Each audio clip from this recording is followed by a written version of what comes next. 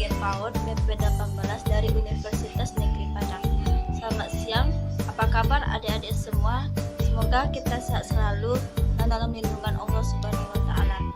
Pada masa pandemi sekarang, aktivitas yang kita lakukan terbatas. Kita hanya bisa belajar di rumah lewat online ataupun daring.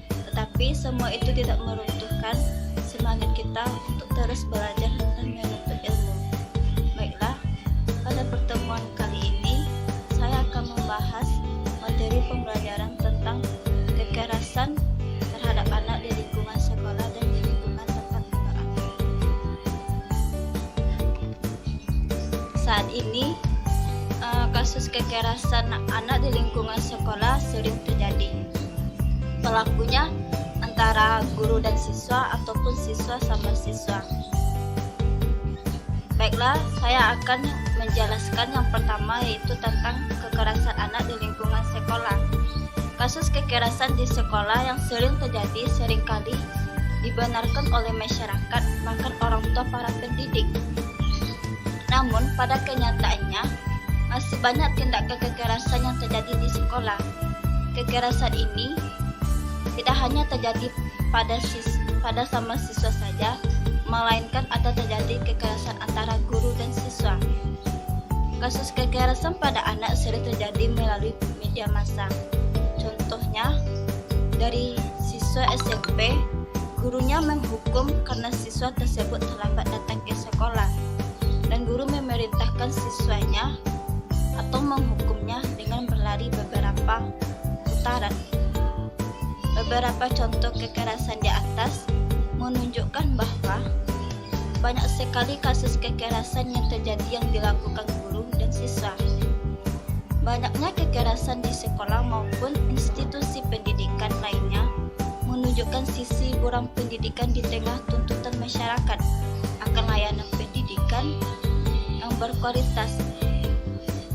Apapun penyebabnya, tetap saja kekerasan merupakan perbuatan yang tidak bisa dilakukan karena dapat menimbulkan dampak negatif bagi orang lain. Kekerasan yang terjadi di sekolah.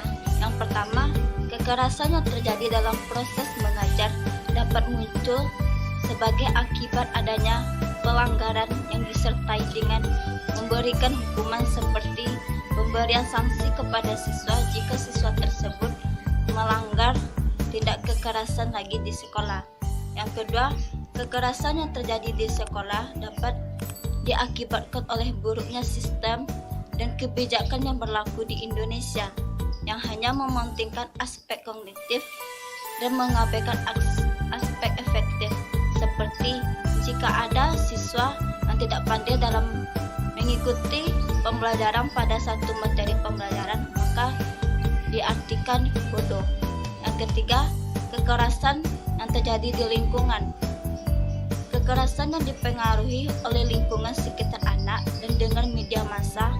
Tayangan yang ada di media massa tersebut menayangkan kekerasan justru mampu mengganggu pemirsanya. Yang keempat, kekerasan yang terjadi di sekolah bisa disebabkan oleh sosial pelaku yang membuat terjadinya tindakan kekerasan. Yang B, faktor terjadinya kekerasan dalam pendidikan di sekolah. Yang pertama, aspek dalam diri siswa. Misalnya, siswa tersebut kurang disiplin, kurang sopan terhadap guru, ketika mematuhi peraturan yang ada di sekolah, berkelahi di kelas. Yang kedua, aspek dalam diri guru. Kekerasan yang dilakukan guru terhadap muridnya sebagai alat pendisiplinan, sehingga siswa dapat berperilaku baik dan sopan di hadapan guru. Ketidaklayanan guru dalam mengajar dan mendidik karena intelektual guru rendah. Dan yang terakhir, ketidakmampuan guru dalam mengontrol emosi negatif akibat perlakuan hidup yang mengakibatkan guru itu emosi dan melakukan kekerasan pada anak. Yang ketiga, aspek dari sistem pendidikan itu sendiri. Kekerasan yang dilakukan guru terhadap siswanya karena terdapatnya relasi tidak seimbang antara guru dan siswa, sehingga muncul kesalahpahaman.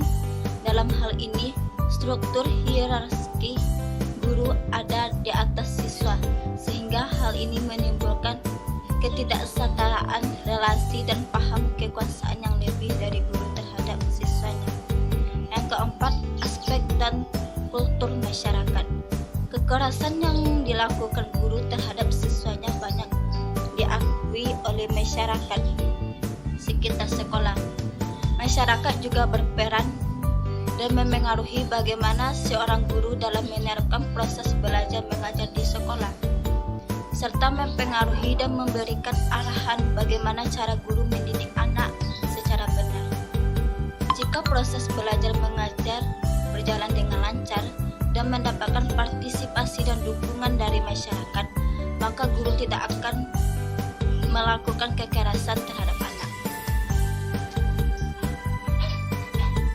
Yang kedua, kekerasan di lingkungan tempat tinggal anak.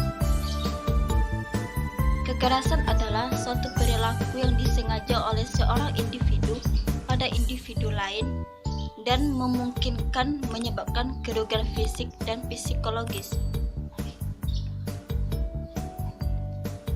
Contohnya seperti orang tua yang melakukan kekerasan dalam rumah tangga kepada istrinya, di mana kekerasan tersebut dilihat oleh anak dan memberikan pengaruh yang sangat negatif di diri anak. Bisa saja melakukan apa saja yang dilakukan oleh orang tuanya tersebut kepada teman sebayanya, dan juga membuat anak trauma dengan kejadian itu dan membuat perubahan terhadap psikologi dan kepribadian pada diri anak.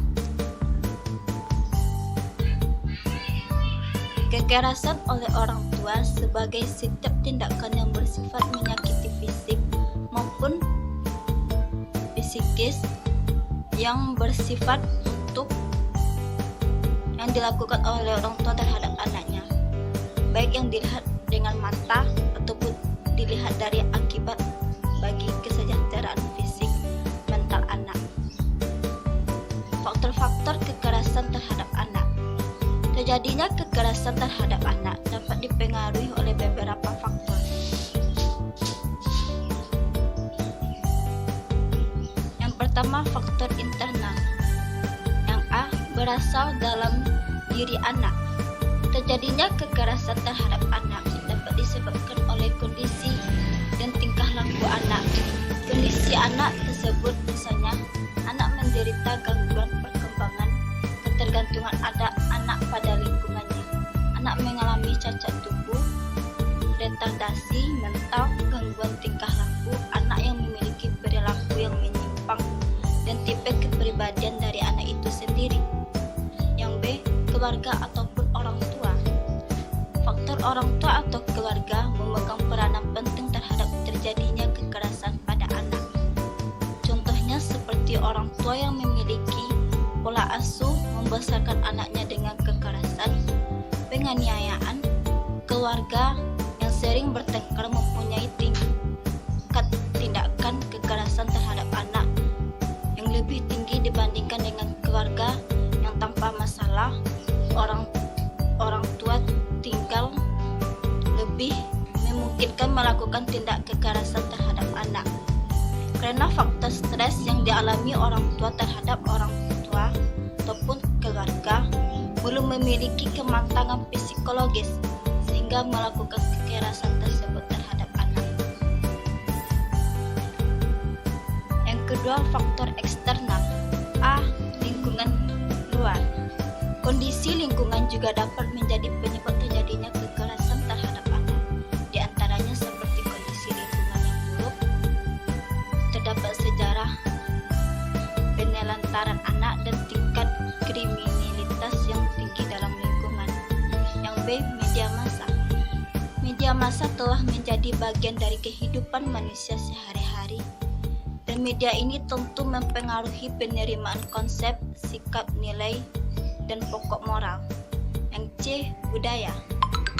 Budaya yang masih menganut praktek dengan pemikiran bahwa status anak yang dipandang rendah, sehingga ketika anak tidak dapat memenuhi harapan orang tua maka anak harus dihukum. Baiklah, saya cukupkan sampai di sini pembahasan materi pembelajaran tentang kekerasan terhadap anak di lingkungan sekolah dan di lingkungan tempat tinggal anak. Terima kasih kepada orang tua dan adik-adik yang telah menonton video saya. Semoga bermanfaat bagi kita semua untuk orang tua dalam mendidik anak. Saya tutupi dengan membaca Alhamdulillah. Assalamualaikum warahmatullahi wabarakatuh. Sungguh senang satu